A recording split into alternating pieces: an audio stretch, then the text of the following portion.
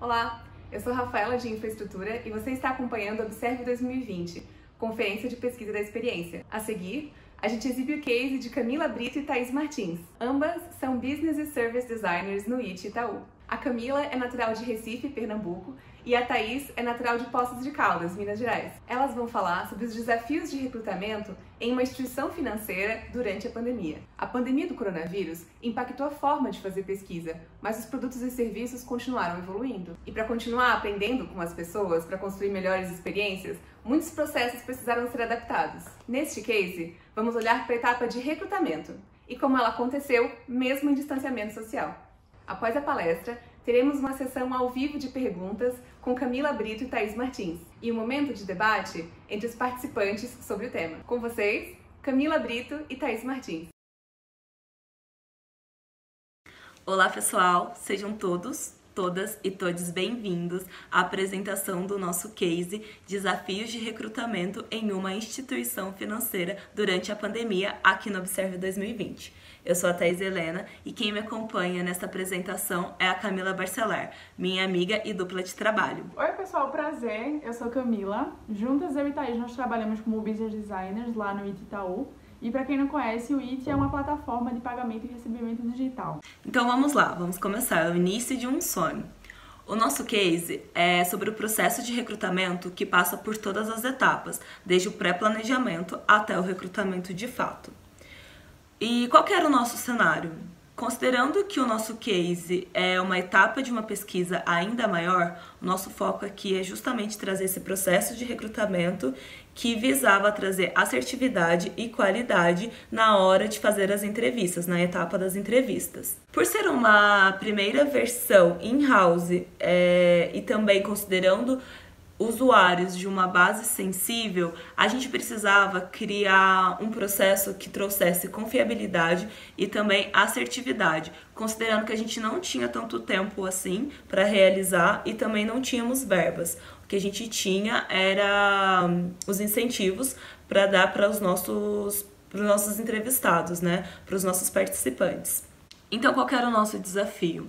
A gente precisava falar com 16 usuários dessa base sensível, considerando algumas variáveis importantes para o projeto como um todo, como classe social, faixa etária e diferentes regiões brasileiras, levando em consideração que as nossas entrevistas elas eram relativamente longas e que tínhamos também que olhar para esta fase de pandemia e considerar a nova rotina de isolamento social dos participantes. Então, quais eram os nossos medos, as nossas suposições, as nossas vontades? Por nunca termos rodado um planejamento desse porte, achávamos que não teríamos tempo hábil suficiente para recrutar todos esses tipos de perfis diferentes de usuários, né?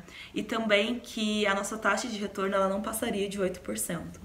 Quando a gente fala dos nossos medos, por se tratar de uma instituição financeira e que golpes existem dentro desse mercado financeiro, a gente tinha uma preocupação muito grande de passar confiabilidade e segurança, ainda mais nesse contexto de pandemia.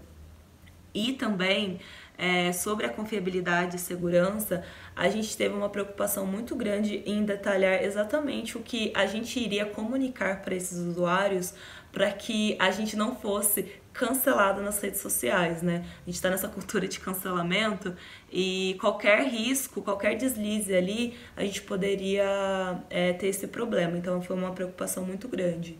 E por fim, quais eram as nossas vontades, né? A gente preferiu concentrar o recrutamento, esse processo de recrutamento, em poucas pessoas. Por quê? Porque você pode otimizar o resto do time, que foi o que aconteceu, que as outras pessoas do time pôde tocar as outras etapas do projeto e também para a gente ter o controle exatamente desse processo de recrutamento, que é bem importante. E por fim, a gente teve a preocupação inicial de não expor os nossos números pessoais, porque a gente via mais como um problema do que uma solução. Entrando aqui no nosso processo, né, como que a gente se dividiu? Em pré-planejamento, a gente priorizou conversar com profissionais da área para coletar informações e referências. Já em planejamento, a gente qualificou e validou a base, criamos os materiais e também o cronograma de envios. No recrutamento, a gente entrou em contato com os usuários, com os perfis selecionados, e no pós-recrutamento, esse contato final com os usuários. Por que final, entre aspas? E também esse símbolo de infinito ali, não é à toa.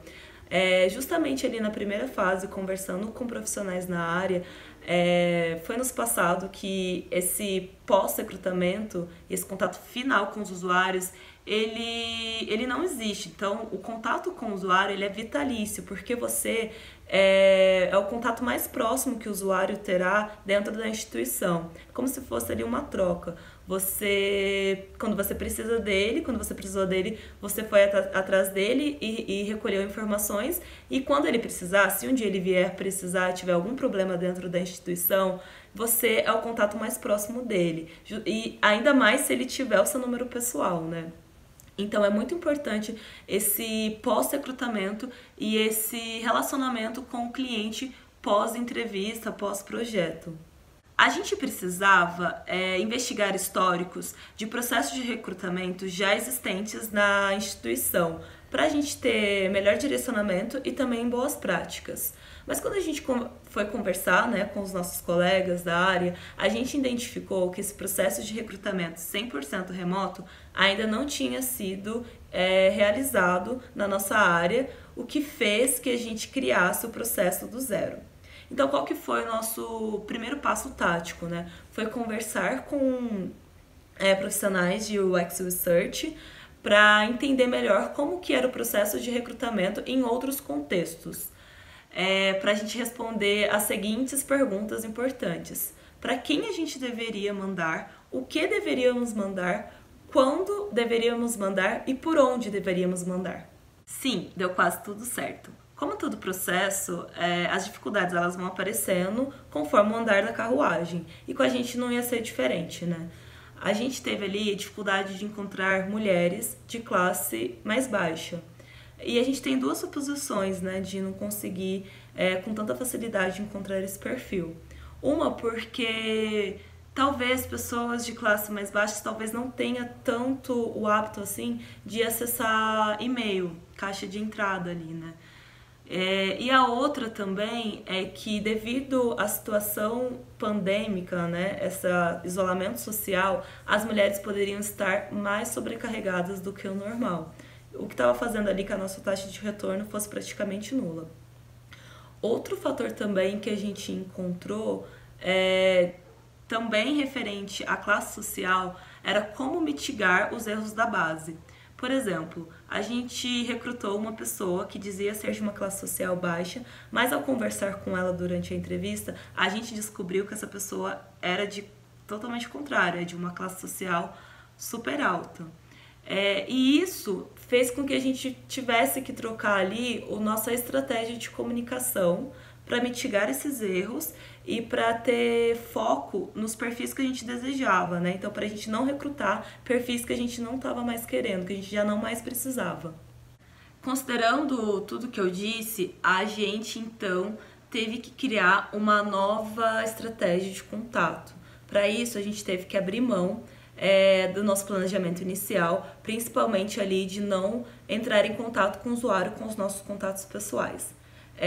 Visto que faltava muito pouco para a gente terminar essa etapa, a gente começou a colocamos os nossos contatos a jogo e começamos a contactar esses usuários via telefonema e dava continuidade para aqueles que dissessem que sim, via WhatsApp. Isso foi muito bom porque a gente tinha mais rapidez e mais agilidade ali na resposta do usuário. Porém, a questão do nosso contato pessoal. Mas como faltava muito pouco, a gente abriu mão e também a gente teve que melhorar a qualificação ali da nossa base referente à classe social.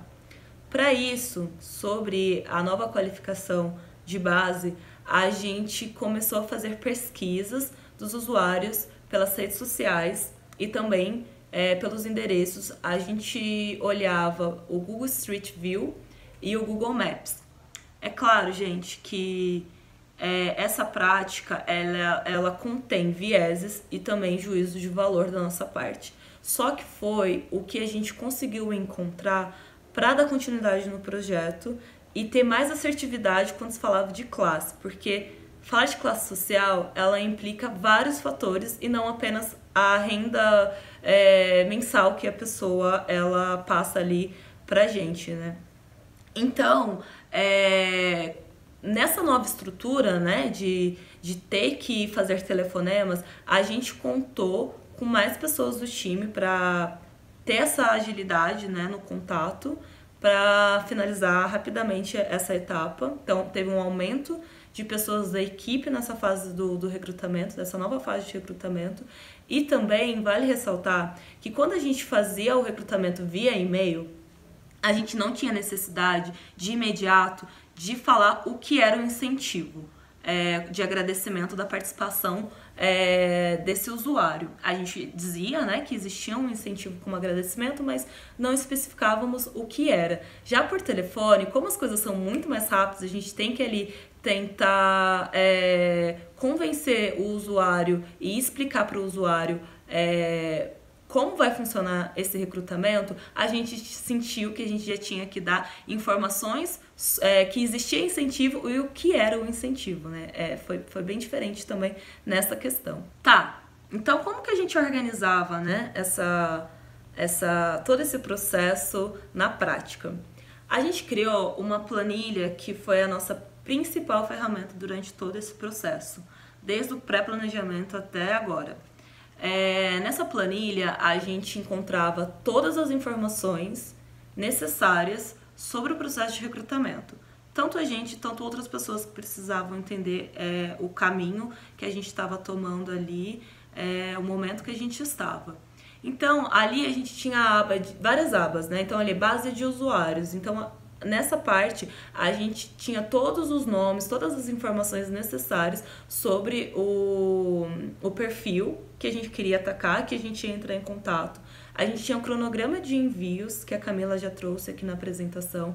Tinha a agenda de entrevistas com o moderador que ia fazer parte, que ia moderar a entrevista, com suporte, com as informações daquele usuário, dia e hora, etc.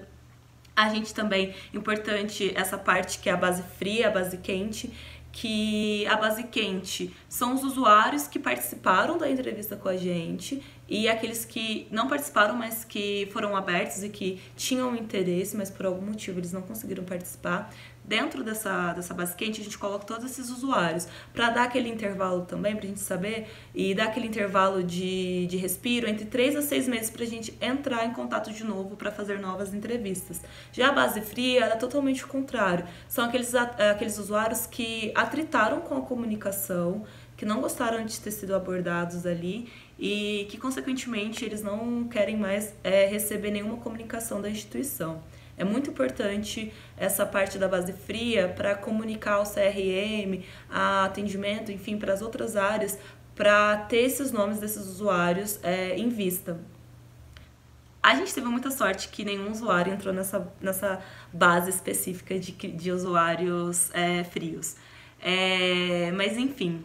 E ali indo para voucher, então era ali o controle dos vouchers que a gente já tinha distribuído, para quem a gente tinha distribuído, tudo concentrado numa planilha só para não ter que ficar indo e voltando em várias abas ali.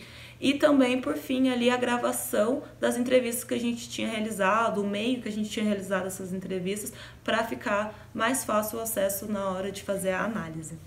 Então, essa planilha é a nossa planilha mãe, que nos ajudou muito nesse processo. Então, agora sim, deu tudo certo. A gente conseguiu entrevistar todos os perfis que a gente queria, menos um. A gente teve que abrir mão de um perfil em detrimento ao tempo e ao decorrer do projeto. A gente colocou na balança se valia a pena a gente investir mais tempo tentando buscar esse perfil que estava tão difícil, ou se a gente conseguia abrir mão dele e continuar o projeto sem interferir no resultado. E aí, né, falando sobre resultados, quais foram os nossos resultados, quais foram os nossos acertos, nossos erros e nossos aprendizados. Vou trazer uns números para vocês. A nossa taxa de retorno, ela foi de 32,7%. É uma taxa de retorno bem satisfatória, assim, foi bem maior do que a gente imaginava que fosse, mas com essa mudança para a ligação, ela diminuiu bastante. A gente tava com uma taxa bem legal com os e-mails, mas depois que a gente mudou para as ligações, realmente teve um impacto mais negativo. A gente entrevistou 17 pessoas, então como a gente já tinha falado lá no começo, como a gente fez o primeiro teste da base, a gente viu que mais pessoas responderam do que a gente esperava, então a gente precisou entrevistar alguns perfis repetidos, e tudo bem. E a gente levou 9 boldos de entrevistas marcadas. Ou seja, o que é isso? A gente marcou com 9 pessoas, marcamos data, horário, tudo certo, e as pessoas simplesmente não apareceram. E aí o que foi bastante curioso é que as pessoas que deram bolo na gente, elas vieram das ligações. Então a gente, a gente supõe que essas pessoas, elas tinham receio de dizer não na hora, que elas não queriam entrar em confronto, ou que elas desconfiaram. Enfim, acontece esse meio de ligação mesmo que tem esse risco. A classe mais baixa e mulheres, realmente, elas têm um pouco mais de resistência, foi um perfil bem difícil de entrar em contato. Abrir mão de perfil, a gente precisou abrir mão de perfil, e eu acho que se isso não prejudicar o resultado do seu projeto, e se tiverem algumas outras variáveis que possam compensar isso, eu acho que pode valer a pena você abrir mão de um perfil em detrimento do decorrer do projeto. Cuidado ao definir classes sociais. A gente tem muita consciência que existem juízos de valor, que existem vieses e que eles foram aplicados também, no nosso recrutamento. Então é bom tomar cuidado em relação a isso, para não enviesar demais. É importante ficar ligado. Teste AB com títulos. A gente fez um teste AB. Foi bem interessante. Eu tinha um modelo de e-mail, Thaís tinha outro modelo de título. E aí, performando, terminou que o meu teve uma taxa um pouco maior, então a gente passou a mandar todos com o título que estava comigo primeiro. Entrevistar perfis repetidos. Como a gente já tinha falado, quando a gente não conhecia muito a base, terminou que muitas pessoas do mesmo perfil se dispuseram a fazer entrevista, e a gente fez entrevista com essas pessoas, porque é algo bem mais backstage, assim. O usuário, ele não tem nada a ver se você fez isso, ele está se dispondo a entrevistar, e você tem que entrevistar, por mais que não agregue tanto, a sua pesquisa, que provavelmente existam informações repetidas, mas é aquela coisa de relacionamento, E falando também sobre relacionamento, a responsabilidade vitalícia com o usuário. A partir do momento que você pede para o usuário prestar um favor para você, quando ele precisar, ele vai pedir o favor de volta, Você, durante o tempo que você estiver na empresa, você vai ser o responsável por aquele contato, e muito provavelmente com qualquer problema que ele tiver, ele vai recorrer a você, já que você virou a materialização da empresa, Outra coisa que foi interessante também, que quando a gente passou para a etapa de ligação, a gente tinha uma certa resistência das pessoas em acreditar que éramos nós, ok, tranquilo. E aí uma coisa que a gente achou que foi interessante, que pode aumentar mais a confiabilidade, é você, antes de ligar para a pessoa, você mandar um e-mail, e quando você ligar para a pessoa, você fala, eu sou fulano, eu te mandei um e-mail, tá aqui tudo certo. Então, como o e-mail ele já tem uma aura mais segura, então pode ser que isso potencialize o grau de confiança na ligação. E por último, a recompensa coerente. Quando a gente fala de classes mais altas, eles têm um padrão de consumo diferente, obviamente, do que as classes mais baixas. Então, é importante você dar recompensas que não sejam universais. Cada classe, elas têm a sua particularidade de consumo, e é importante que você respeite e que você dê recompensas coerentes para cada pessoa. As pessoas, elas se relacionam diferentes com dinheiro, diferentes com consumo, e também é interessante que você dê recompensas que tragam as pessoas e mantenham as pessoas dentro da sua plataforma. E para encerrar, a gente sente que não existe um consenso de como identificar as diferenças entre classes sociais usando apenas a renda. E a gente queria trazer uma reflexão. Como definir classes sociais durante o recrutamento e como a gente consegue mitigar cada vez mais nossos juízos de valores. É isso, muito obrigada.